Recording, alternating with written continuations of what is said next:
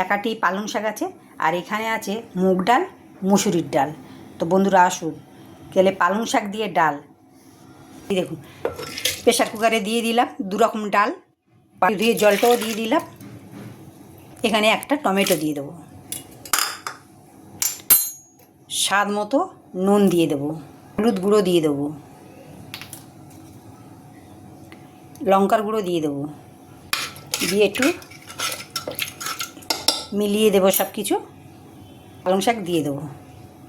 বন্ধুরা এই ডালটা বানানো খুবই সোজা আর খেতে দুর্দারুণ। তো আসুন। তো প্রেশার কুকারের স্টিম বেরিয়ে গেছে,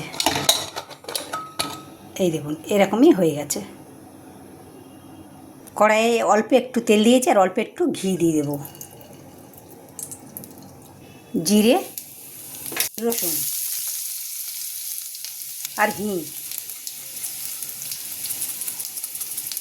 জিরে, হিং আর রসুনটা ভাজা ভাজা হয়ে গেছে, একটু শুকনো লঙ্কা দিয়ে দেবো, মানে গুঁড়ো।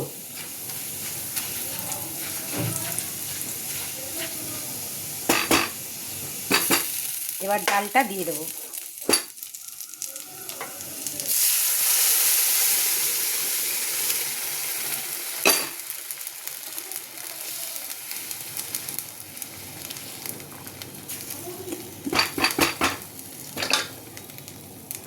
ডালটা হয়ে গেছে বন্ধুরা, আমি গ্যাস বন্ধ করে দিলাম। এবার সার্ভ করছি। ঝটপট পালং শাকের ডাল রেডি হয়ে যায় বন্ধুরা। এটা একদম টাইম লাগে না, খুব কম সময়ের মধ্যেই রেডি হয়ে যায়।